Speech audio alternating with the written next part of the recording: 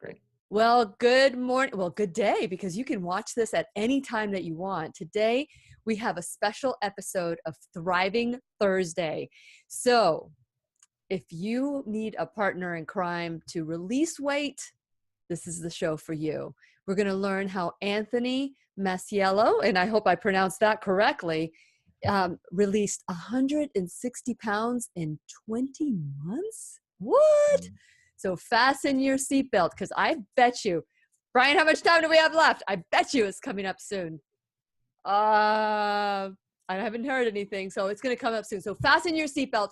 We are going to grow and learn together. The Lillian Brian, I didn't know if I told you. It's time to dance. We love and fear. Time to dance, bud. Bridges we burn. We make mistakes. And we live and learn.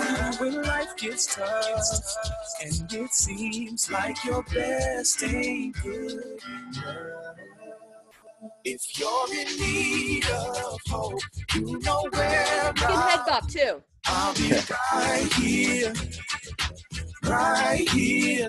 And when you need a friend, you can count on me. I'll be What we right discussed yesterday. here Excellent. waiting for you.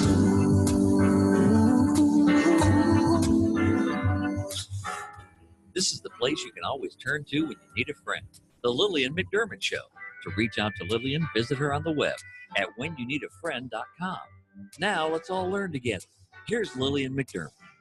Hello, my listening friend. It's so nice we can meet each other on the air on this beautiful best day ever. For those of you who are new to the Lillian McDermott radio show, I am so grateful that you're tuning in. For those of you who have been listening, and I'm getting your text, I know that I am with you on your ride.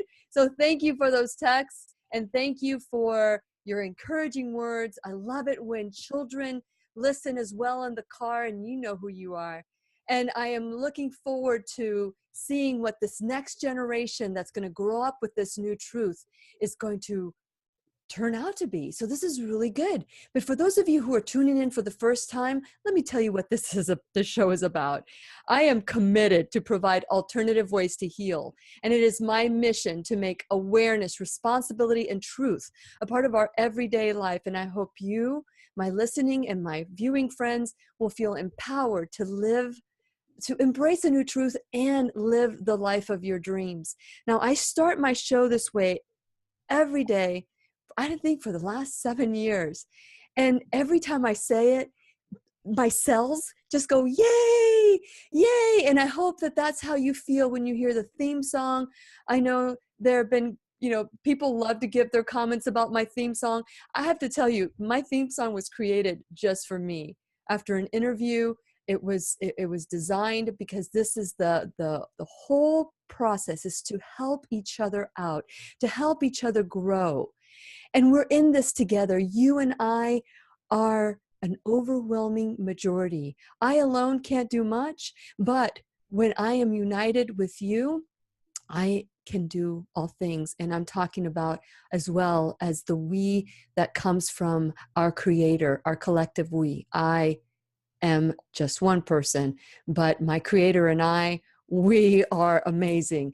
And so I want to empower you today that if you are not happy with your health, that today's Thriving Thursday show with Anthony Masiello is going to just get you that next step. So if you have positive things to say to Anthony today, you can text me at 407-373-5959. I know that yesterday we had a busy show with Dr. Joel Furman.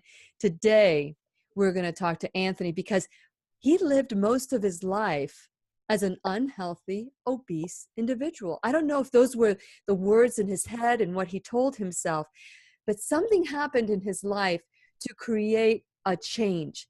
These changes in our life that we see may be where we go, oh my God, this is the worst thing that has ever happened to me. But they become your defining moment. They become your purpose. They become who you are. And so I'm excited because he adopted a lifestyle that supported this new commitment, this new this new truth that he had to deal with. And Anthony is going to share how he released 160 pounds in 20 months in a whole food, plant-based diet.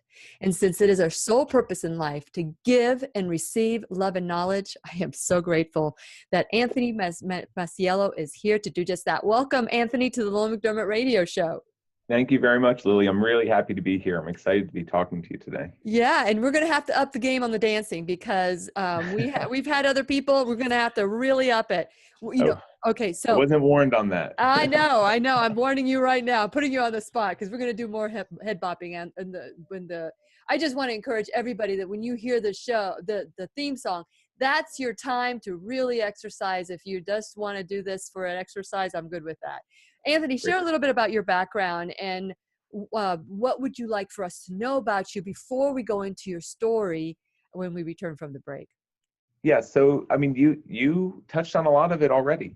I grew up unhealthy from childhood, and you said the key word there. It did become how I identified myself. And where that led me was to this really unhealthy place where you mentioned I was obese. So I was weighing, at age 33 years old, I was weighing 360 pounds. I had a 54-inch waist, and I was just denied a 20-year term life insurance policy. Yes. As I was starting a family. So that was your waking moment. Yeah, that was that's what really led me to my waking moment. And I'll go a little bit deeper into there, but that's what my life was building up to that point in time. And then that's where I decided that was going to be my rock bottom. And I decided that that's where I was going to have to change. Sometimes a rock bottom is death. Yeah. A heart attack. Sometimes rock bottom is a disease, a diagnosis of a disease. But all of that, with the exception of death, of course, you can come back from that. That's the beauty of it. What I really like to say is rock bottom is the point where you decide to turn around. That's nice. Because the bottom is infinite until you hit that death. Things can always get a little bit worse, right? But it's an active decision. When we decide that we're going to turn it around, then that becomes what we look back on as our rock bottom moment. And let's decide that right here, right now. Today is our rock bottom moment, and we're going to go up from here with Anthony Masiello when we return worldwide at whenyouneedafriend.com. We'll be right here waiting for you. I'm telling you, Anthony, this is going to be a great show. Oh, good. I'm excited. Yeah, I'm having fun already. And I'm learning how to watch the time. Yeah. So Yes. But you saw me. Yeah, it worked well. Yeah. So it's a good thing. It's a good thing that you saw that. So we're going to talk a lot about your story, but the hope of your story, the story that we can do more. Once you learn better, once you know better, you do better. And you grew up in a way that many of us grow up, which is the culture of, this is the food we grew up with, the comfort foods that we grew up with. And I really do want to focus on, once we tell your story, is, how I think this is a myth, which is that if you change your eating and your nutrition, that the food that you're going to substitute is going to be like cardboard. Yeah. And that's so far from the truth. It's true. Yeah. And I tell people all the time, eating a healthy plant-based diet is easy.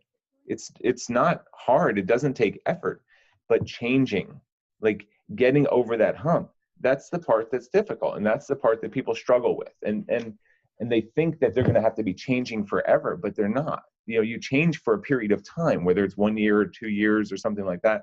And then you've got this new normal where you live like you and I do, and Dr. Furman and Dr. Weiss and Karina and all these other people who I've been listening to on your show. My favorite people. Yeah. And we're all just feeling normal. We feel great every day. It's not a chore for me to decide what to eat for breakfast or for lunch or for dinner. And it's easy and it's delicious.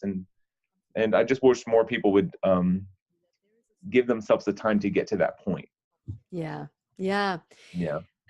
Many of us, I remember, and maybe you can share your story on the air.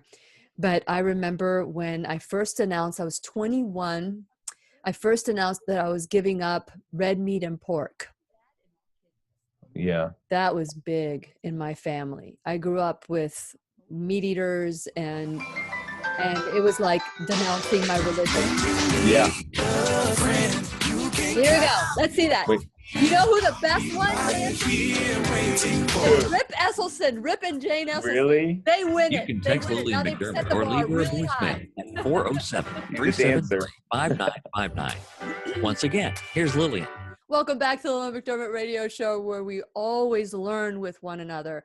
Today's teacher is Anthony Masiello, and he is not only going to share his story of how he was able to embrace a new truth, but how he triumphs. Today, we're doing a Thriving Thursday show, because once in a while, you know, we become the experts in our own life. We become, because of what we do, because of our experience, which is the fourth stage in taking 100% responsibility. You can go to whenyounneedafriend.com and go to the responsibility page. Anything that bothers you in life, any harm that you've done, anything that was done to you, if you answer these 4 questions without judgment, just facts, you will see that you will turn a bad situation that you perceive as bad into your crowning, most defining moment, because that is what happens to all of us when we take ownership of our life. With you, Anthony, it was a wake-up call of you were denied a life insurance policy, and at the age of 33. So what did that? Okay, I want to go deep. Okay, let's take out your soul shovel. Will you take out your soul shovel with me? Okay, so we're going to take out a soul shovel. I want you to share with me when you were 360 pounds. And by the way, how tall are you? I'm 6'4". 6'4". Pretty tall also. So you're tall. So 360 pounds is still a lot. And what were the thoughts that would go through your mind when, with exercise, with eating healthy, prior to that moment, what were your thoughts like? Well, I knew that I was unhealthy. I knew that I didn't feel good, and I knew I didn't fit in anywhere that I wanted to be. You know, I was physically uncomfortable in a lot of situations. Little things from sitting in an armchair at a restaurant. If I ever got sat in an armchair, or if I was ever directed to a booth in a diner to sit, you know, I would end up either hovering over the armchair and then pushing myself down to squeeze into it and being in pain for that whole time I was in that chair, or sliding myself into that booth and having the table cutting into my stomach the whole time I was trying to sit there and eat, you know. So I had reminders every day. It wasn't like I forgot at any point in time. You know, there were those constant reminders that I physically needed to do something different. But I had tried several times, you know, I don't know, maybe hundreds of times I gained my weight around the 4th or 5th grade.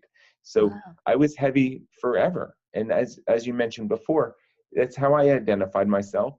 But I tried all the time. So it wasn't a surprise when I would tell someone that I was changing the way I was eating, whether I was, you know, trying to just eat less, or I was trying to, you know, skip a meal, or mostly trying to control portion sizes, or trying to eat more salads, you know, not really knowing. But even through high school and stuff, people were never surprised when I would make different food choices from them, because it was pretty clear that I needed to do something different for myself. Mm-hmm. Yeah. And so I asked you, so I wanted to go deeper. Okay. Those physical reminders of where you were at are one thing, but what were the talk in your head about who you were? Well, yeah. So that comes out in a couple ways. So being denied that life insurance company, I know being denied that life insurance policy, I know that this company has these huge computers. That wasn't a person that said, oh, let's not insure Anthony, right? Correct. I know that is data-driven, evidence-based, you know, and that really scared me. The best thing that did for me is it made me take this honest look and this deep look, like what you're describing, into my life. And what kind of person really was I? What had I created for myself? And I started thinking, you know, I would eat ice cream while watching TV at night. And it doesn't sound so terrible, but then afterwards, I would remember sitting there and asking myself, why did I just do that? And like, it was really the quiet times, and it was usually the quiet times in the evening where I would reflect back, and I would look at myself and I just wouldn't feel good about what I had created or what I had become. It was, I was never diagnosed, but it was depressing. It was deflating, and it made me feel kind of helpless and trapped, that I was, somehow this was me, and almost like there was nothing I can do about it. So my self-confidence was very low. Okay. I was afraid to approach people because I felt intimidating. Mm-hmm. So I wouldn't be outgoing. I wouldn't be the one to speak up in a room. I wouldn't be the one to offer to help out when someone needed something, because I had all these thoughts swirling in my head that people don't want to be around me, or that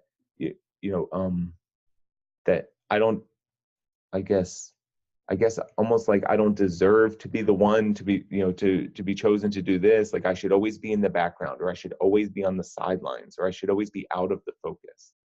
And so that's how you lived. It wasn't just the physical, it was the internal. But let's talk about these choices. Yeah. These choices were presented to you as a child. I mean, you didn't go to the grocery store, excuse me, and buy these things for yourself. They were Right. obviously in the home.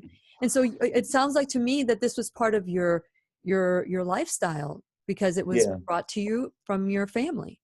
Yeah. And I was the only one in my family who was overweight, and I was the only one of my friends who were overweight. So somehow, you're right, there was food in my environment, but I chose to somehow either seek out the richest foods in wherever situation I was in, whether it was out at a restaurant or looking through the refrigerator to figure out what to have for dinner, or I ate more than everyone else. And people ask all the time, was there some kind of void that you were trying to fill, or like, what made me? I mean, I grew up with a brother who's 13 months younger than me. His name is Mike, and he was thin, and I was heavy, and people would joke and they would say, "Would you eat all Mike's food?" Jeez. Because he didn't, so there was all that kind of what seemed like at the time very easy, harmless kind of joking around. But I realized that those jokes and those things, those are the ones that really stuck in my head, and those were the constant reminders that, hey, you're different. Hey, you're overweight. You're big. You have a problem. When I replay those things in myself, that's where it would go. But so I don't know. I can't blame anyone else. I can't say someone else did this to me, because No. I mean, we But they were right next to facilitated each it. other. But they facilitated it. Sure. Yeah. And it's not that there's no evil intention. It's Absolutely. just that this is what we've been taught. And like a puppy, that you teach a puppy not to pee on the floor or poop, you kind of like work on it and have them go outside, and you teach them this new trick to go outside. So we are conditioned by our environment. Yes. And when I want to kind of free everyone who I grew up with, I mean, the other thing is that still to this day, now 25, 30 years after what we're talking about, people still today, they don't really know how to become healthy, right? And they don't really know how to lose weight. And we can tell that just by taking the walk down any street in America. Absolutely. Right? So even if people did see it, and even if they did want to help me, it, like, everyone's misinformed, right? At the time, we're talking about in the 80s and into the early 90s, and there were fads and there were trends, and there were even pills back then. There were all kinds of things that people could do to try to lose weight. So I honestly don't blame anyone for not being able to successfully intervene, because it's a really difficult thing. And what I know now is that, or what I've learned through going through this experience, is that it has to come from within.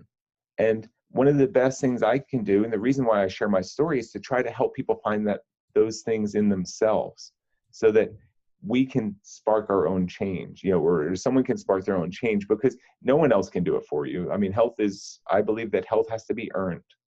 Absolutely. And so during this time, and you're in this, I want to stay here just a little bit longer, because I know many of the people who are listening can relate to your story. Heck, I can relate to your story. I remember, making some choices for myself that were different than what my family would choose. And I was ridiculed. I was mocked. I was made, fun of. I was told that I was a hypochondriac. I was told, but many of these people that made fun of me 20 years ago are now changing their lifestyle. There's like, I want to learn more, or they're learning it, their new truth at this point, which is fine. I can help them through it, but I don't want anybody else to feel, because I am alone making these choices. Nobody else is going to join me, that they can join us and they can be a part of this group, which is at whenyounneedafriend.com, like-minded people that want to, instead of taking a pill, take responsibility. Again, I'm not against pills. I am for doing everything we possibly can. But what are some of the medical conditions that you may have been experiencing that deny that denial of that 20-year policy as you're starting a family? Yeah, so it's not a one factor thing. It was a combination of my weight, my waist measurement. I had a 54-inch waist. It was so that my BMI was all out of whack because of my weight and my height. I was on medication for high blood pressure. I had been diagnosed and untreated for sleep apnea. I had eczema on my skin. I would get migraine headaches, the kind that would stop my day, where I would actually have to just go into a dark room. I couldn't do anything to get rid of them. And all of these things were happening. And all of these things, I think my medical history was showing that they were just getting a little bit worse and worse and worse as I was going. So I don't know what it was of all of those factors. My cholesterol was borderline high. I was told that my whole life. So everything, even the things that I wasn't being treated for, were still so close to those borderline levels that I think the insurance company really had some caution flags going up. And when the computer spit out the answer at the end, that's what I got. So it wasn't personal. It wasn't that anybody had a vendetta against you, or it's just that your numbers just didn't jive, that you weren't a good investment for this insurance company. Bottom line. So at that moment, you get the denial. So now I have why whole food plant-based? So now I have a choice, right? Yeah. And if I would have been a different kind of person, if I would have maybe had more self-confidence or something, I might have said, oh, this insurance company doesn't know what they're doing, right? And I could have shrugged that right off. Mm-hmm. But what I did was I internalized that. I said, okay, I'm the only one who can do something to change this, and I'm going to do it. I'm going to do it. I was starting a family at the time. The reason I was going for the life insurance policy was because my wife was pregnant with our second son. Uh-huh. And here I am starting a family and bringing lives into the world. And I felt like this insurance company was pointing to the door and saying, it's almost time for you to go. And, we're not going to put our money up for that. And that was the first sign that told me that I wasn't being a good father, that I wasn't going to be able to provide for my family, because, children need care for more than 20 years. Mm-hmm. So having this company not expecting me to be around, and then them not being able to insure me. So even financially, I wasn't going to be able to take care of them, even if something did happen to me, which is why I was going for the insurance policy in the beginning. So that is a wake-up call.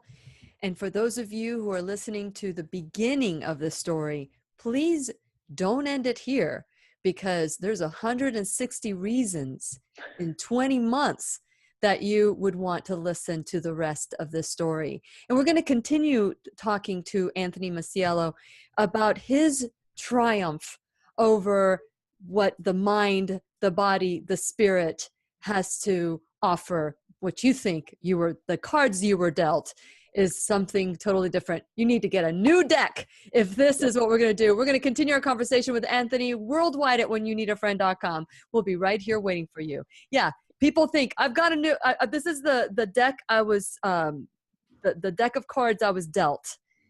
Get a new deck, get a new cards, fix it. Yeah. We have choices. We have options, Anthony. What can you tell somebody listening to or watching now, because now we're off the air, watching now, that what can you tell them about this? Fix it. It's not my fault. I didn't create my disease. Think again. Exactly. Yeah. And I find that ownership is such an empowering piece. It's blame or it's fault, but not for the purpose of shaming or for beating ourselves up. It's like, it's empowering to have something be our fault, right? If it's my fault that I was this unhealthy and this overweight, then that means I'm the one who can fix it. Well, we And can shift that just a bit, because I yeah, think that shaming, faulting, blaming, all of that contributes to denial. It contributes yeah, towards, and I'm agreeing with you, but I want to change the word responsibility. yeah, Responsibility, when we look at it as blame, fault, shame, and duty, when we look at it's a negative. But if I look at it as I created it, yeah, instead of it's my fault, I right. created this. Good news. I can uncreate it, right? Exactly. It's exactly right. And that's where I come from. I basically want to change our response to these terms, and that's what I did for myself. Like, I don't look at fault as a negative thing. Okay, so something is my fault, or something is my responsibility, or something is my You've own reframed it. doing. You've As you reframed said, it. it's my own creation. Then I can recreate it. I mean, we write our stories every day. And what I've learned is that we basically set up our health for our future every time we sit down at the table to put something into our mouths. Like that's what defines our health. And it's not the things that we do once in a while, it's not an occasional salad or something. It's really the things that we do repeatedly over and over, and that's what makes us who we are. So Now, prior to your awakening, yes, you love to cook? I always enjoyed cooking. I started cooking out of necessity at a young age, because my brother and I were often responsible for making our own dinners. My mother worked in the evening, and it was just the three of us in the house during the school years, and I spent the summers with my father. So when we were around and she was out, my brother and I would have to cook, and that was fine with us because we learned how to enjoy it. We learned how to make different things, and it was fun. So I still enjoyed it. I still enjoy cooking. I have less time to cook now than I have before. So my wife ends up doing a lot more of the cooking, but I do believe that I enjoy it more than she does. Like, I actually have fun in the kitchen. And now, how old are your children now? Now they're 11 and 13. Ah, Yeah.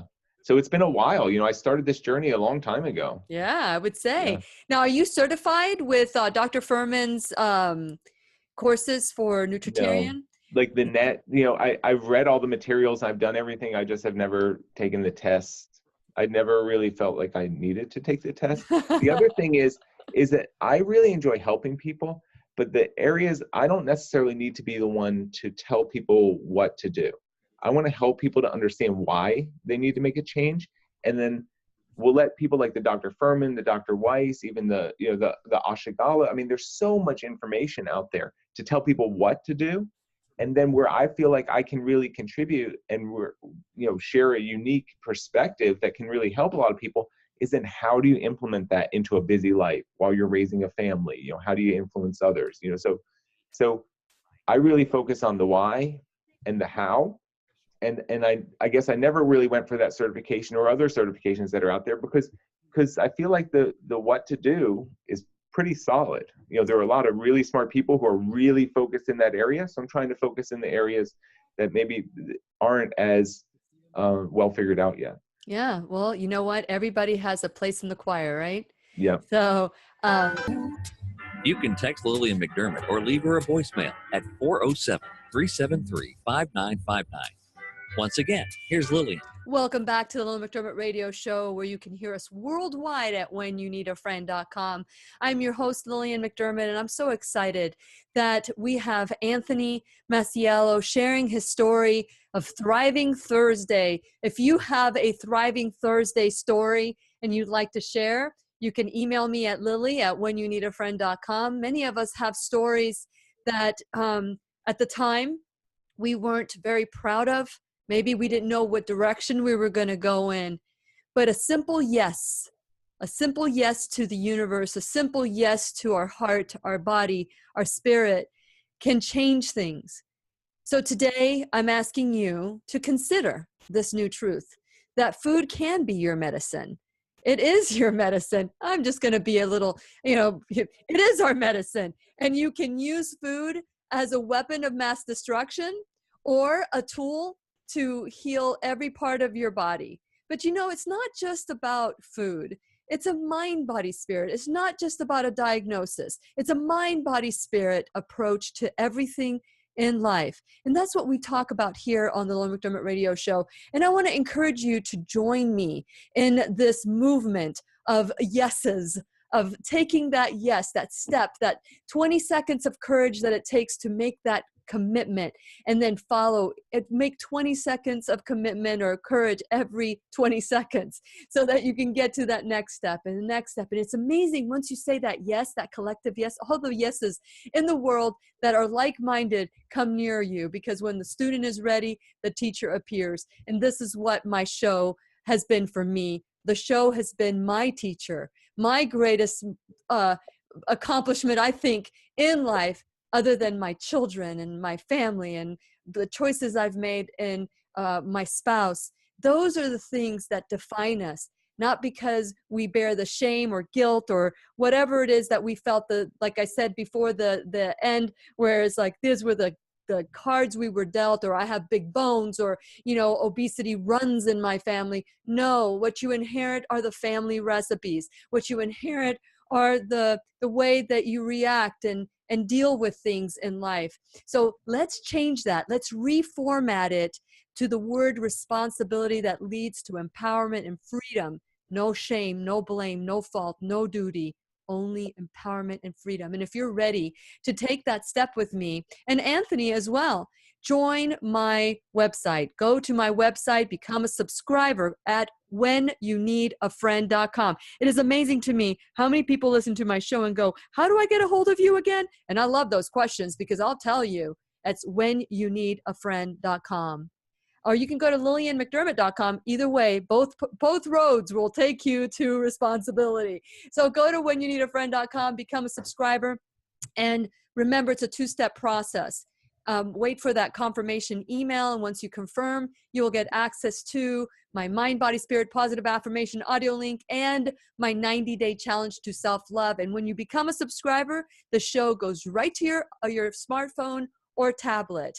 I ask that when you're there, check out my sponsors. Without my sponsor, the show would not go on. So go to the sponsorship page, check out my favorites, and go to my sponsors and figure out ways that you can support them as well. So go to my social media, like me there. Hey, I get my immune system builds every time you like my pages or subscribe to my account. So, whatever you want to do with it, please go do liking and subscribing. You can subscribe to the YouTube, because this show is being recorded and we have conversations off the air. And so I encourage you to, if you want to hear more about the show, go to whenyouneedafriend.com, click on the YouTube channel, and once you subscribe there, it gets sent to your whatever email you want us to send it to.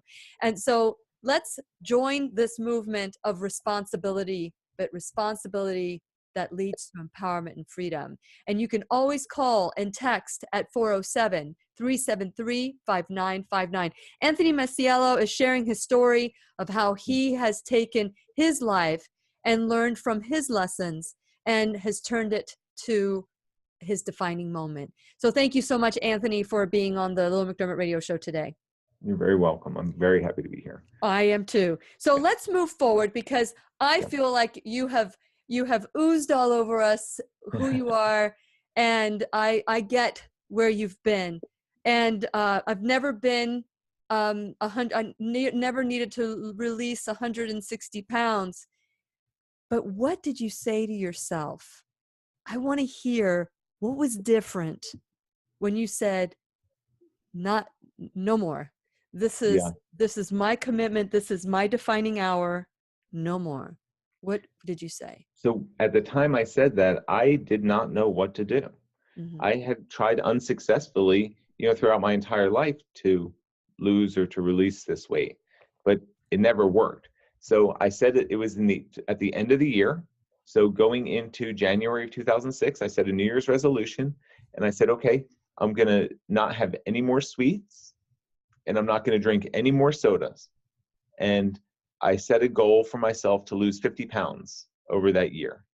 And the only thing I knew to do was try to control my portions. I was already vegetarian. So I had already given up meat, but I was still eating dairy products and eggs and, things like that. And I just figured I must just be overeating, because I didn't realize that, how those foods were actually working against me as well. So I went through January, February, March, 3 months. I had not had a sip of soda. I had not had a single bite of a cookie or a piece of cake or sweets or ice cream or anything like that. No sugar. And I had absolutely nothing to show for it. I had not lost a single pound. No way. Yeah.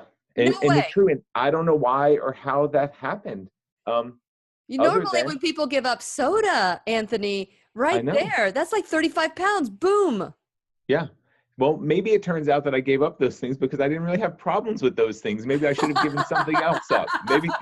Maybe that's why I got no results. I mean, obviously that had to have been the case, because doing that didn't help, and I stayed true. But those feelings came back, those feelings of this helplessness and stuff. But I still had all that determination. So I really, literally just started searching the internet, and the things that were popular at the time were the Atkins diet or these high protein diets. And having already been vegetarian, I really didn't want to go down that route, because I had felt best when I first became vegetarian in the early 90s, and I lost some weight, but then it slowly came back. So I didn't want to go. I was actually afraid that if I started eating meat and more of those kind of high protein fatty foods, that it might even go the other way. So I searched vegetarian diets, how to lose weight on a vegetarian diet, all these things. And on Amazon.com, Dr. Joel Fuhrman's book, Eat to Live, popped up. Yep. And there you go. Dr. Fuhrman. Exactly. And so I read the little description in the book, and I'm like, wow, that makes sense. And really what he talks about is healing your body, and then the weight just falls off because you're so healthy. It's a side effect of becoming healthy, is losing the weight. And knowing where I'm coming from, having been denied this insurance policy, wanting to be around for my children for the years, I was less concerned with the cosmetic aspects of losing weight or the aesthetics. Mm-hmm. I really wanted to be healthy on the inside. So I was like, wow, that sounds cool. And then I scrolled down and I started reading the reviews and what people said. And they're like, everyone bought the book Eat to Live in March. By the time my son came home from the hospital in May, I lost 30 pounds. Wow. And that was really the motivation that I needed to know that this was right for me and to know that I should keep going. And then I looked for you and you were gone. And then I got a little bit flustered because I wasn't sure what was happening. I wrote to Brian. I said, I said, are you there? He explained your computer crashed and mentioned that we were still on. So then I tried to keep going, and I talked about that being the kind of push that I needed to really continue. I mean, how motivating that felt. But we can go back and talk about that a little bit more. So, maybe saying after I lost that initial weight, because I feel like I kind of stumbled through the rest anyway. Okay. Brian. Okay. Yeah. So we have, what can you say during this crazy moment? we'll just go through that again. Okay. This is our last segment, Anthony. Okay. Can you believe it? We'll wrap it up quick. No, I can't believe it. We need more. More Anthony. You can text Lillian McDermott or leave her a voicemail at 407-373-5959. Once again, here's Lillian. So this is an opportunity for growth. My computer crashed, my system crashed, but we're back. And Anthony is sharing more of his story. This is the Lillian McDermott radio show, and where we always learn and grow with one another. So what a surprise when all of a sudden I am no longer connected to you, my viewers, my listeners. And so now we're going to we're going to bring everything together because time flies. Anthony, so within a short period of time, you released 30 pounds. And so as you're releasing this weight, how are you feeling and what's going on with you? And the food, how long did it take you to adjust to the new way of eating? Yeah, it took a long time. And I would say to really fully adjust, it took a year or more. Really? But what I did was I just started loading up my plate, eating, like maximizing fruits and vegetables. That's what Dr. Fuhrman talks about in his books. You have to eat a lot of these low calorie, high nutrient dense foods. And I just personally let them displace everything else. So I didn't start by giving up my favorite foods, because I know that where that had gotten me in the past. Mhm. I started by adding, this was an inclusive thing. So I started adding all these really rich nutrient dense foods, tons of vegetables, beans, fruits, and some limited nuts and seeds. And that first 30 pounds fell off, and I was like, this is amazing. Then my self-talk started changing. I'm like, wow, this is really working. I'm losing weight. This is amazing, blah, blah, blah. So as I continued, I started going back to see my doctor, Mhm. because she had helped me get onto the blood pressure medicine, which really enabled me to feel well enough to make a change in the beginning. And now she wanted to see me so that we could start coming off of it. And that was amazing to me. Well, it's amazing that you found a doctor that was willing to take you off your medication, because there's many doctors that say, once you're on medication, you're going to be always on this medication. And I had heard that several times, and that actually prevented me from going on the medication, a number of times in years earlier and stuff like that. But she was absolutely fantastic. She was fully supportive, and she really liked the results. Like, she learned with me, and I really went from being one of her least healthy patients to being one of her most healthy patients during this period of time. And I feel like we did that. We did that together. I would go with her. I started liking going to the doctor, because she would tell me how great I was doing, and she would change my dose, or she would say, you no longer need medications, but come back and see me in a couple of weeks. I want to still watch your blood pressure. Let's see where it goes. So I was going to see her maybe every 2 weeks or so, and we were tracking my weight and all of these other things, and really documenting this transformation through her medical office. So it was really fantastic, and it continued steady as a clock, 8 pounds a month, until September of 2007. Uh-huh. And then my weight loss stopped just as quick as it started. I remember the end of August of 2007, I weighed 197 pounds. The end of September, I weighed 197 pounds. The end of October, I weighed 197 pounds. It just dropped, and then it just stayed there. Because that was your natural weight. That's where my body found it. And now going back 11 years later, I've stayed within 10 pounds of that for the past 11 years. And that is completely foreign to me. I never had clothes that I needed to get rid of because I wore them out. I only had to get new clothes because they didn't fit anymore. So now I have my wife telling me, you really need a new shirt. I've been seeing pictures of you with that shirt on for the past 10 years. I'm like, well, it doesn't have any holes in it. I can keep wearing it. She's like, no, sometimes you just need to get a new shirt. Well, I want to say something here that happened to my husband, because my husband's always been slender. Let's talk about this weight loss that you experienced, and all of a sudden you plateaued. With my husband, he started releasing a lot of weight, which he didn't need, because now his body was changing when he started eating a whole food plant-based diet. And one of the things that people kept telling him was, you look like you're sick. You look like you're dying. Are you okay? And so finally, after hearing it, and he was getting frustrated because he was feeling, his body looks great. Yeah. And, he's in his 60s. And so he went to the doctor, because I said, you know what, just get checked out. There's nothing wrong with that. Just get checked out. And the doctor said, you tell him next time they say, because after they did the check, he was healthier than he had ever been. The doctor said, keep doing what you're doing. And you just need to know that we live in a fat society. And that's not a negative comment. It's just that we, look at people who are slender.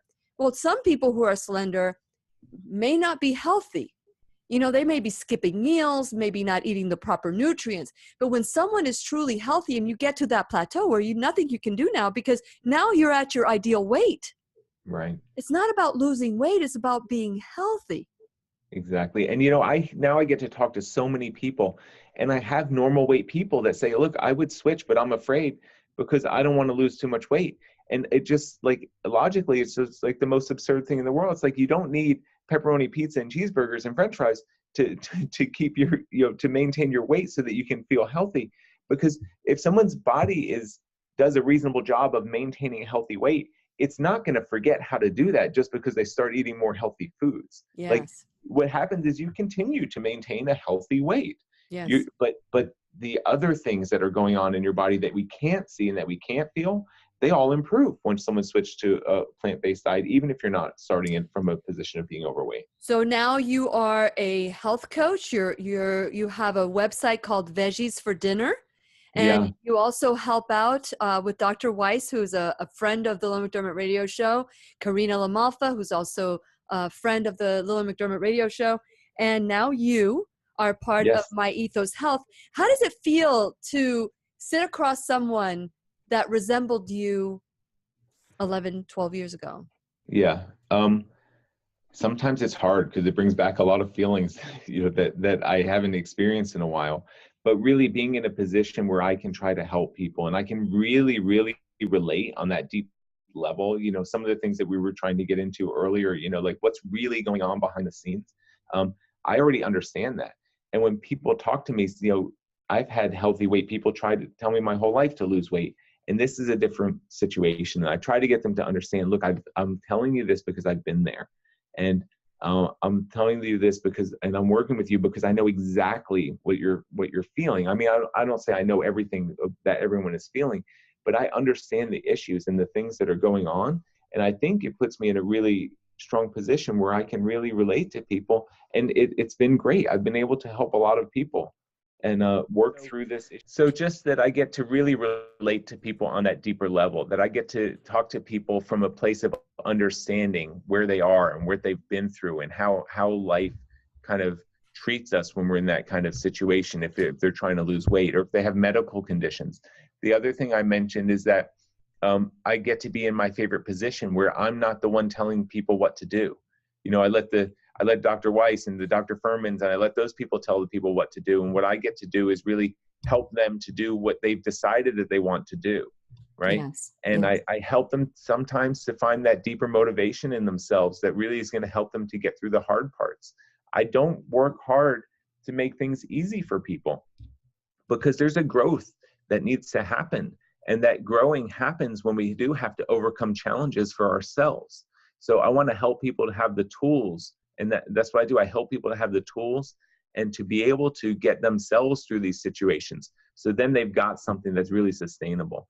I'm not interested in helping people to, lose weight for bikini season or to lose weight for a wedding. I really want to. And not that there's anything wrong with that, right? There's it's nothing perfectly wrong fine. with that. It's just not what I'm focused on. You're in for health. Because it is a different, it's like a sprinter versus a marathoner. Mm-hmm. I want to help people who want to go for the long term. And if it takes 2 years, if it takes 4 years for myself, if it would have taken me 5 years to lose the weight, it wouldn't have mattered to me. The fact that it came off quickly, relatively quickly, but still over a 2-year period, wouldn't matter. The fact is that I end up healthy and then that I stay healthy forever, because that yo-yoing is really it's dangerous. Medically it's dangerous. Psychologically, it's a complete mess. Because you feel like such a failure. Exactly. And I don't want to help anyone to experience those. And that's why I focus on it. So if you want to get fit for bikini season and then stay fit for the rest of your life, then I'll help. Yeah. Okay. So I have one more question for you, because you went from 360 pounds to 197 pounds. Yeah. And that's your ideal weight, 197. Yeah. So now I hover around 200 pounds, back and forth a little bit on either side of that. Yes. So with that in mind, what happens to your skin? I've had people, and this was the next question I was going to ask you on the air, which is I've had people say, oh, I don't want to lose any weight because I don't want my skin to be saggy. I don't want it, I'd rather just stay this way. And I don't know what to say to that because I have no idea. Honestly, it's the least of my worries. I feel like I feel like depending on who the person is, I'm not trying to judge. But it's almost like, why do you want to think about the reasons not to do this? Like, let's deal with those things when they come. The truth of the matter is I do have loose skin, and it all settles around my waistline. Like I feel like I literally it's just loose skin on my body. And if I was doing a handstand, it would all be, hanging off my shoulders. Or if I'm doing a plank, it's like hanging off my belly. But it's not terrible, and I've not needed to do anything about it. It's just a minor inconvenience. It's something that I'm aware of. I'm not going to be a swimsuit model at any point in my life. I'm not ever, my goal is not to be the best looking person walking down the beach. So I'm very aware of it. I'm conscious of what well, you're a very handsome man. What are you talking about? Yeah, I wouldn't say that. Yeah. I mean, there are so many different things that you can contribute. I think that many people put emphasis on the things that really don't matter. Yeah, I remember, and I guess that's what I'm trying to say. You know, it is the least of my worries. It means pretty much nothing to me. And I would never want that to be a reason to deter somebody from trying to make a healthy life, like to not get healthy or to have loose skin. I mean, let's get healthy and have loose skin. And then if it really bothers somebody that much, there are plenty of things that can be done about that as well. They can be removed also. yeah. And so I just want to thank you, Anthony, for being so open and for sharing. And I apologize for what's going on. I've got a date with the Geek Squad, and I'm gonna let them know. I've told you guys about it. So let's see what happens. Something's going on, and I don't even know why my computer would crash that way. Yeah. Or my system for the show would crash that way. I'm thinking about, okay, what's going to happen to my next show and my next show.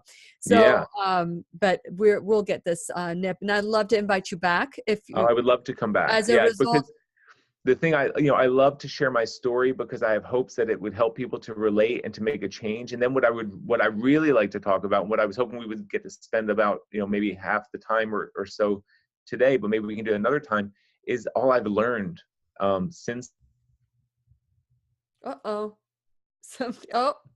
Did we lose him now? Oh, Anthony. So sorry. Okay. Can you hear me, Anthony? Can you hear me? Yes, now I can hear you. Okay. It says my connection's unstable. It's not your computer. Yes, I can hear you. I'm like, whoa! So I would love to come back to talk about that. Yeah. So the lessons learned? Well, so no, all that I've learned about, what's that? You had freeze when you said, and I want to talk about the lessons. I'm like, what? Oh, so I want to talk about the things that I've learned about why this was successful for me, and the mindset transformation that I didn't realize was happening at the time, but now looking back, how that shaped and how that enabled me to, first of all, successfully make the change, and then also to sustain it now for 10 years. All that goes into that. And a lot of it is on the positive psychology side. And, and I didn't know this at the time, but it was about finding that strong purpose, the things that we tell ourselves, that it's a training exercise that we need to build new habits. And we need to do that by creating these physical neural associations that are in our minds. And that's what makes it from, I did mention it during the one break, that's what takes it from being something that takes kind of conscious effort to something that becomes automatic. Because living this lifestyle is very easy for me. It takes zero effort, zero thought, just like driving home from work. Like when we drive the same route all the time, I think everyone has experienced this, where you just say, "Oh, I'm home," and you don't remember if the light was red or green when you went through. You're in your subconscious. Yeah. So once your lifestyle, once the way you're eating gets to that level, it's incredibly easy. I don't have to make a conscious decision about what I'm going to eat. If I go to a restaurant, I know exactly where to look, exactly what to find, exactly what to ask for. It's normal. It doesn't take effort. So some of those practical things I would love to get into. Absolutely. A little bit more people and share. So we can talk about the mindset of releasing weight, the mindset of the lessons that we learn. And again, that's the fourth step of taking responsibility. Yeah. Anthony, we'll schedule it so that we can have a complete show. And, I'm glad that you mentioned that right now, because, that's what we talk about. Every disease, including obesity, because people want to call obesity a disease. But if you want to, I have many doctors that say, don't focus on the diagnosis. Don't focus on the diagnosis. Focus on what you want, the cure. We're focused on the cure. Yes. And the cure is within us. And that's what we've given up. We've given that power up, that cure, because our bodies, look at how your body responded to giving it exactly what it needed. We would never put sand in our vehicle and say, I don't know what's wrong with it. It was working yesterday. Well, what did you do? Well, I put sand in the car. Well, why would we expect that car would run with sand and wouldn't? We would never even think of putting sand in our tank, our gas tank. Never even think about it, because we've been conditioned to put gas in it. So with that in mind, the conditionings that our bodies require, what our bodies require is totally different than what I don't know, a hippopotamus requires, or a cow. I don't know. We are different. Yeah, We're yeah, unique, and we need to figure out what is required. What is our owner's manual? And maybe yeah, we can call the show our body's owner's manual. But everything is a mind, body, spirit. yes, So what's causing us to do this to ourselves?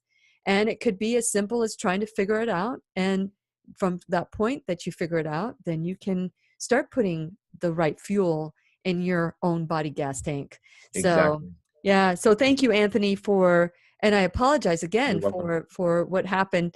But we'll see if I can fix it for the 12 o'clock show. And Yeah, good luck. Yep. and so I want to thank you for being on the show today. I know that you You're have welcome. a busy life Yeah. as well.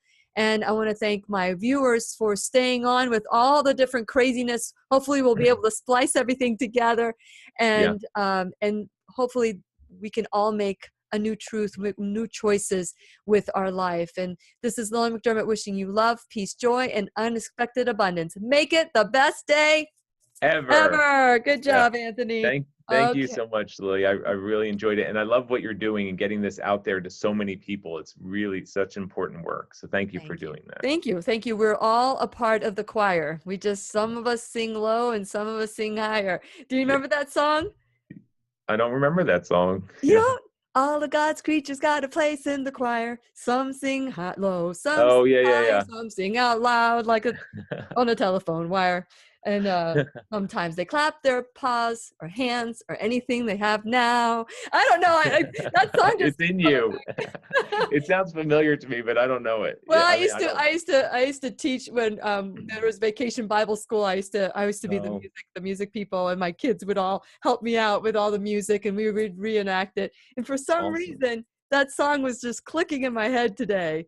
All of God's Cool. creatures have a place in the choir, and I'm so glad that you're Awesome. singing right beside me, really strong. Thank So you. until Me our too. next conversation. So after we said goodbye, I thought of I couldn't believe I recorded the little song, but this is something that reminded me of our conversation. I want to share it with Anthony, and I'm just going to go ahead and share it with you. People are often, this hung in Mother Teresa's home of the children of Calcutta. It says, people are often unreasonable, irrational, and self-centered. Forgive them anyway. If you are kind, people may accuse you of selfish, ulterior motives. Be kind anyway. If you are successful, you will win some unfaithful friends and some genuine enemies. Succeed anyway. If you are honest and sincere, people may deceive you. Be honest anyway. What you spend years creating, others could destroy overnight. Create anyway. If you find serenity and happiness, some may be jealous. Be happy anyway. The good you do today will often be forgotten. Do good anyway. Give the best you have, and it will never be enough. Give your best anyway. In the final analysis, it's between you and God. It was never between you and them anyway.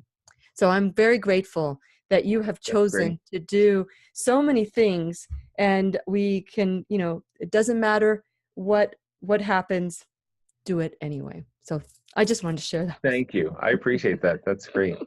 And I'm going to say goodbye for real.